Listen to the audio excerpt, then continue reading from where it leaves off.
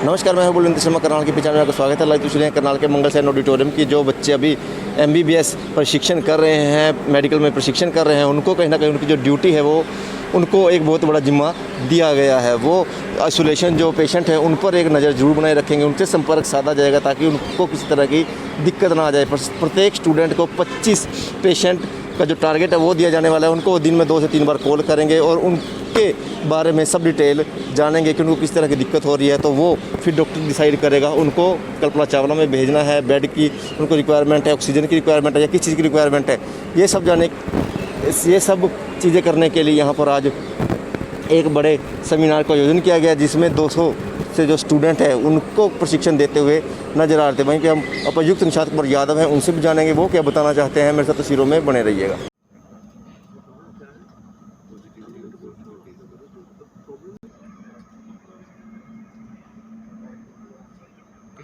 बढ़िया।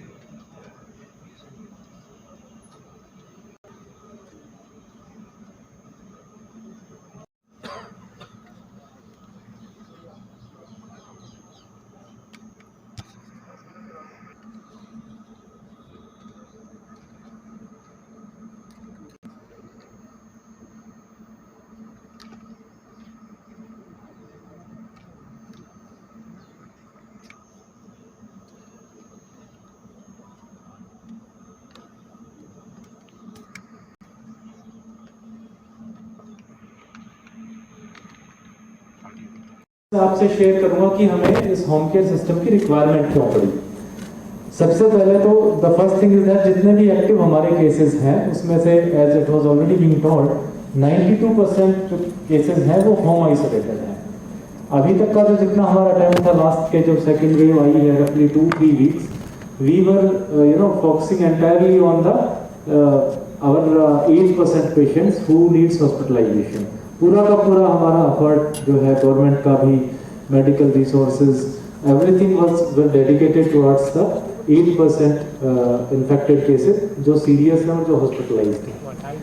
But now it is the right time because bulk of the infected people अपने घर पे होते हैं and time and again we used to get panic calls कि हमें इमीडिएटली हॉस्पिटलाइजेशन कराइए। रात को किसी का for example let's say saturation dip कर गया, या इन जनरल वैसे भी किसी के लेट्स से पेरेंट्स हैं, एज्ड हैं और उनको कोविड है, उनको कोई परेशानी करने लगते थे। Oxygen supply as all of you would be knowing इस टाइम पे बड़ी सिचुएशन इज वेरी टाइट। जितनी डिमांड है उसकी 60-70% oxygen we are getting, the LM और लिक्विड मेडिकल ऑक्सीजन। इसकी वजह से जो हमारी बेड एक्सपेंशन है that is also hampered. We are restricted in terms of number of beds which we can provide to the patients, चाहे वो medical college में हो या इवन प्राइवेट हॉस्पिटल्स में हो। एज ए रिजल्ट करनाल में अगर हम देखें तो रफली 500 ऑक्सीजन बेड्स और रफली 220 ICU बेड्स, इतने पे हमें अभी रिस्ट्रिक्ट करना पड़ा है अपने आप को, बिकॉज इससे ज़्यादा ऑक्सीजन जो है अवेलेबल नहीं है इनसे ज़्यादा बेड्स को सपोर्ट करने के लिए। और वी बिलीव कि it will still take some time. धीरे धीरे करके जब ऑक्सीजन सप्लाई बढ़ेगी तब तक के लिए हमें इतने बेड से ही काम चलाना पड़ेगा। तो उसमें इम्पोर्टेंट चीज़ अब ये है कि पैनिक एडमिशंस ना हो हॉस्पिटल्स में, क्योंकि काफ़ी सारे लोग जो बिल्कुल अदरवाइज फिट एंड फाइन हैं, दे आर ईदर एसिम्प्टोमेटिक और माइल्डली सिम्प्टोमेटिक, या इवन मॉडरेट केसेस भी हैं जो होम आइसोलेशन से भी ठीक हो सकते हैं अगर थोड़ा सा सुपरविजन किया जाए। वो पैनिक की वजह से हॉस्पिटल की तरफ आते हैं, हॉस्पिटल में बेड ऑक्यूपाई करते हैं एंड एज ए रिजल्ट एक तो हमारी ऑक्सीजन डिमांड बहुत बढ़ जाती है और जो सीवियर पेशेंट्स हैं उनको बेड्स की अवेलेबिलिटी रिस्ट्रिक्ट हो जाती है, उनको नहीं मिल पाता है। सो काफ़ी दिनों से ये एनालिसिस करने के बाद में और ये दो चीज़ें हमने देखी, एक तो मेजॉरिटी ऑफ जो इन्फेक्टेड लोग हैं 92%, हम उनको टारगेट करें, उनको के होम केयर प्रोवाइड करें, उनको कंफर्ट लेवल प्रोवाइड करें। This is one objective behind this initiative, and second objective is that कि हम अपने जो health resources हैं, infrastructure है जो already overburdened है, उस पे unnecessary panic admissions ना करके उसका burden कैसे कम करें।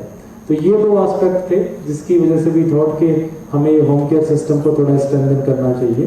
And as a result 200 MBBS students, आप सब लोग जो मेरे सामने बैठे हैं, आपको भी डिसाइड कि हम रॉक इन करेंगे। As the entire process has been explain that आप सबको 25 लोगों को कॉल करना है। वी वुड एक्सपेक्ट कि सुबह और शाम दिन में 2 बार आप कॉल करेंगे।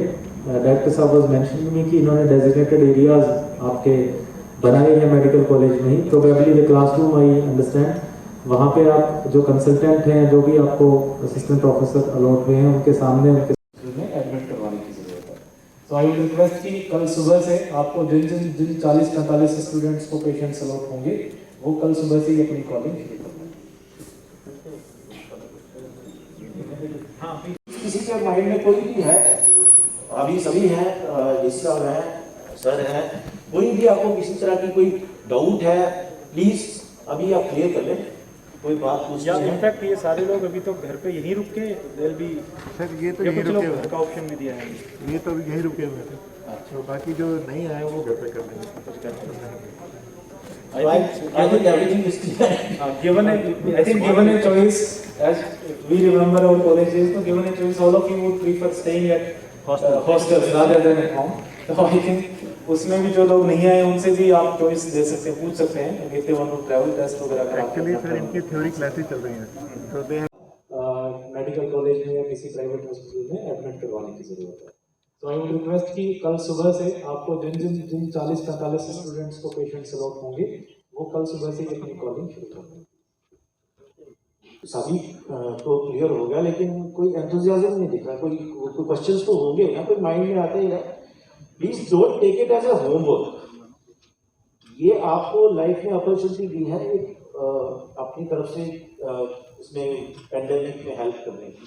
तो प्लीज किसी के माइंड में कोई भी है, We remember our college days, so given a choice, all of you would prefer staying at hostels rather than at home. तो I think उसमें भी जो लोग नहीं आए उनसे भी आप चॉइस दे सकते हैं, पूछ सकते हैं, देखते हो ट्रैवल टेस्ट वगैरह करा के अपना ट्रैवल। उम्मीद है आज शाम तक इस पर कोई फैसला आ जाएगा। अभी हमारी तरफ से भी हमने कुछ फीडबैक दिया है और सरकार के स्तर पे इसकी चर्चा ऑलरेडी इन प्रोसेस है। इवनिंग तक इसके बारे में हम प्रेस के थ्रू करनाल के सभी लोगों को अपडेट कर देंगे। दिल्ली समेत दूसरे प्रदेशों में 1 हफ्ते का बढ़ाया गया है, क्योंकि केसेस अभी लगातार बढ़ रहे हैं, तो उम्मीद जताई जा रही है कि शायद 1 हफ्ता और आगे बढ़ सकता है लॉकडाउन। बिल्कुल, इस पे जैसे मैंने कहा गवर्नमेंट लेवल पे डिस्कशन जारी है, प्रोबेबली इवनिंग तक इसके बारे में मैं आपसे अपडेट कर पाऊंगा। तो सर आज डॉक्टर स्टूडेंट से आपने बातचीत की है, कल्पना चावला के स्टूडेंट से, तो क्या कुछ बातचीत हुई है? 200 MBBS स्टूडेंट्स को तैयार किया जा रहा है, प्रशिक्षण दिया गया, क्या कहना चाहेंगे इस पर? इसमें जो हमने देखा था, एक तो ये कि जितने भी हमारे पेशेंट्स हैं 90% से ज़्यादा लोग घर पे हैं, होम आइसोलेटेड हैं। एक तो उनको सेंस ऑफ सिक्योरिटी आई कि हर रोज़ दिन में 2 बार उनको कोई डॉक्टर कॉल करते हैं। तो ये 200 हमारे MBBS स्टूडेंट हैं, हर किसी को 25 पेशेंट्स बांटे जाएंगे। कल आज से डिस्ट्रीब्यूशन का काम शुरू हो जाएगा। कल से ये सुबह और शाम हर रोज़ पेशेंट्स को कॉल करेंगे। जो होम आइसोलेशन हम किट देने जा रहे हैं उसमें थर्मोमीटर भी होगा, ऑक्सीमीटर भी होगा, तो ऑक्सीजन सैचुरेशन, टेम्परेचर, वो सारी चीज़ें ये बच्चे नोट करेंगे, स्टूडेंट्स नोट करेंगे। और उसके बाद अगर हमें लगेगा कि किसी पेशेंट की हालत सीरियस है तो उसके लिए हम एक 100 बेड का फील्ड हॉस्पिटल तैयार किया है। कल तक वो फंक्शनल हो जाएगा। हीना बैंकेट हॉल में हमने शुरू किया है, तो वहाँ पे जो हमने ऑक्सीजन सपोर्ट रखा हुआ है, तो जितने भी ये स्टूडेंट्स हैं, जिन पेशेंट्स को रिकमेंड करेंगे उनको हम हमारी एम्बुलेंस जा करके लेके आके वहाँ एडमिट कर देंगे। सर एक बात, तो इसका पर्पस सारा ये था कि जो घर पे लोग बैठे हैं उनको एक इनसिक्योरिटी, एक असुरक्षा का भाव ना आए कि पता नहीं हमें हॉस्पिटल बेड सर, उन मिलेगा लोगों नहीं के लिए मिलेगा। क्या मैसेज देना चाहेंगे कि वो पैनिक ना करें, घबराएं? बिल्कुल ना करें। उनको दिन में 2 बार ही कॉल होगी, हमारे डॉक्टर्स हैं ये कॉल करेंगे, MBBS बच्चे हैं ये, और उनकी रिकमेंडेशन पे जिस भी होम आइसोलेटेड पेशेंट को ज़रूरत होगी, सबके लिए ये सारे के सारे 100 बेड सिर्फ उन्हीं लोगों के लिए रिजर्व है कि जो होम आइसोलेटेड लोग हैं। इन डॉक्टर्स की रिकमेंडेशन पे उनको सर बच्चों के पास अच्छा मौका है अपना टैलेंट दिखाने का, पता करने का। डॉक्टर बनने से पहले उन्हें इतनी बड़ी अपॉर्चुनिटी मिल रही है। बिल्कुल, उनको बेसिकली लर्निंग अपॉर्चुनिटी है। 25 लोगों को हर रोज़ वो कॉल करेंगे, उनके डिटेल देखेंगे, उनका एनालिसिस करेंगे, तो उनके लिए एक अच्छी लर्निंग अपॉर्चुनिटी भी है। और साथ में इस पेंडेमिक के टाइम पे, महामारी के टाइम पे सारे लोग जो है मेडिकल फ्रेटर्निटी के इसमें योगदान देने में लगे हुए हैं, तो ये इनके लिए एक अच्छा अवसर है कि ये भी अपने स्तर पे फ्री योगदान ऑफ दें। कॉस्ट होम आइसोलेशन किट किसके द्वारा प्रोवाइड की जाएगी? कौन हमारा सिविल distribute करेगा? सर्जन ऑफिस है, उनके थ्रू अभी भी इनफैक्ट वो डिस्ट्रीब्यूशन हो रही है। उसमें जो मेडिसिन वगैरह वो दी जाती हैं, इसमें हम 2 चीज़ और ऐड करेंगे, एक तो ऑक्सीमीटर, पल्स ऑक्सीमीटर, और एक हमारा थर्मोमीटर। ये दोनों चीज़ें मिला के इनकी कीमत लगभग 1,500 से 2,000 रुपये है। तो जैसे ही कोई पेशेंट रिकवर कर जाएगा, उसके बाद उस एरिया की जो आशा वर्कर्स और ANMs हैं, वो उसको वापस से कलेक्ट करके और उसको नेक्स्ट जो पेशेंट आए हैं उनको सर डिस्ट्रीब्यूट। हॉस्पिटलों में देखने को मिल रहा है कि बेड अभी भी भरे हुए हैं, मरीज ठीक हो जाता है लेकिन डर के कारण वो चाहता है कि मैं हॉस्पिटल ना छोड़ूं, मेरी ज़िंदगी यहीं पर चलती रहे। इसमें बाकायदा कंसल्टेशन में वो पेशेंट भी हम ऐड करेंगे जिनके 10 दिन पूरे नहीं हुए हैं, बीच में ही वो अगर डिस्चार्ज होकर घर पे जाते हैं तो उनकी जब तक उनके 10 दिन पूरे नहीं हो जाते उनकी कंसल्टेशन चलेगी, ताकि उनमें ये जो इनसिक्योरिटी वाली भावना है वो दूर हो जाए। सर करनाल डिस्ट्रिक्ट से शुरुआत हो रही है? बिल्कुल, करनाल पहला ज़िला है जहाँ से इसकी शुरुआत हुई है और अभी हमारी चर्चा ये हुई है कि अगर यहाँ ये मॉडल कामयाब होता है तो उसको स्टेट लेवल पे भी सरकार के द्वारा बढ़ाया जा सकता सर है। एक हफ्ते का लॉकडाउन कैसा रहा करनाल में, किस तरह से लोगों से और दुकानदारों से अपील करेंगे? अगर दोबारा एक्सटेंड होता है एक हफ्ते का लॉकडाउन तो किस तरह की उम्मीद करना चाहिए? काफ़ी यूज़फुल था, लोगों ने काफ़ी सपोर्ट भी किया है और अगर मेडिकल डेटा टर्म्स में देखें तो अब इस समय हमारे जितने पॉजिटिव केसेस आते हैं उतने ही हमारी रिकवरी भी है। सो अगर इस तरीके से ही सपोर्ट करते रहें आगे भी तो निश्चित रूप से एक समय ऐसा आएगा जब रिकवर लोग ज़्यादा होंगे और पॉजिटिव कम आएंगे और धीरे धीरे करके दोबारा से नॉर्मेसी की तरफ हम आगे वैक्सीनेशन का प्रोग्राम कैसा चल रहा है? वैक्सीनेशन की अवेलेबिलिटी हमारे पास अभी कम है, जैसे ही और वैक्सीन्स आती हैं तो इसको भी युद्ध स्तर पे लेकर के वैक्सीनेशन करवाई जाएगी। 200 MBBS स्टूडेंट्स को जो है तैयार किया जा रहा है ताकि उनको पेशेंट्स के पास भेजा जा सके, पेशेंट से जो है एक संपर्क साधा जा सके। इस पर क्या कहना चाहेंगे? ये देखो, आपको सबको पता है कि जो कोविड के केसेस लगातार बढ़ रहे हैं और ज़्यादा से ज़्यादा पेशेंट जो हैं होम आइसोलेशन में हैं, तो इन सब के लिए बच्चों को तैयार किया जा रहा है ताकि वो अच्छे से पार्टिसिपेट कर सकें और कोविड के बारे में अच्छी नॉलेज गेन कर सकें। हमने इसके बारे में ये डिसीजन लिया है कि जो बच्चे जो टेली कंसल्टेशन में पार्टिसिपेट करेंगे उनको क्लिनिकल क्लासेस की अटेंडेंस दी जाएगी और साथ के साथ जिनकी परफॉर्मेंस के अच्छी होगी उनके हिसाब से उनको एक्स्ट्रा मार्क्स भी अवार्ड किए जाएंगे जो कि उनकी इंटरनल असेसमेंट में ऐड होंगे और फाइनल ईयर में उनकी फर्दर जो परफॉर्मेंस अच्छी हो जाएगी। सर जो बच्चे आज यहाँ पर पहुँच नहीं पाए उनके लिए भी अलग जो बच्चे पहुँच नहीं पाए हैं उनके लिए हमने जो लिंक है उनसे शेयर कर देंगे। सबको इसमें पार्टिसिपेट करना है, कोई भी बच्चा एग्जम्प्टेड नहीं है। जो किसी वजह से नहीं पहुँच पाए उनको लिंक शेयर कर दिया जाएगा। प्रशिक्षण दिया गया है इनको? उनको सबको ये बताया गया है कि आपने जो होम आइसोलेशन वाले पेशेंट हैं उनको कैसे डील करना है, आपने क्या पूछना है, आपने उनको कैसे ग्रीट करना है, रात को कोई उनकी कॉल आती है तो कैसे अटेंड करना है, आपने उन्हें जो कंसल्टेंट्स हैं कैसे उनको अप्रोच करना है, किस पेशेंट को क्या डिसाइड करना है कि वो ट्रायज में जाएगा या जो फील्ड हॉस्पिटल में जाएगा या कल्पना चावला में शिफ्ट किया जाएगा। बेड का सवाल उनसे भी किया, आपसे भी जानना चाहूँगा कि बहुत से मरीज हैं जो छोड़ना ही नहीं चाह रहे बेड, तो आप किस तरीके से उन्हें समझाते हैं कि आप ठीक हो गए, आप घर जाइए? हम किसी को, जो भी मरीज आता है जिसको ऑक्सीजन की जरूरत है, हम किसी को वापस नहीं भेजते हैं। हम चाहे उसको स्ट्रेचर पे रख के भी ऑक्सीजन देनी पड़े देते हैं और जैसे ही बेड अवेलेबल हो जाता है हम उसको बेड अवेलेबल कराते हैं। कल्पना चावला में इस टाइम सिर्फ आईसीयू बेड की कमी है, ऑक्सीजन या ऑक्सीजन बेड की कोई कमी नहीं है। लेकिन मरीज ठीक होकर घर नहीं जाना चाहता है, वो सोचता है कि मैं जो मरीज घर नहीं जाना चाहते हम उसको अच्छे से समझाते हैं कि आपको घर में रह के आपको पूरा इलाज मिलेगा। आपको ये नहीं है, आपको जिस चीज़ की ज़रूरत नहीं है आप अस्पताल में अननेसेसरी ना हो। यहाँ पे सारे ही कोविड के मरीज हैं, जो चीज़ आपको घर रह के मिल सकती है उसमें अस्पताल में आपको समय या वक्त करने की जरूरत नहीं है।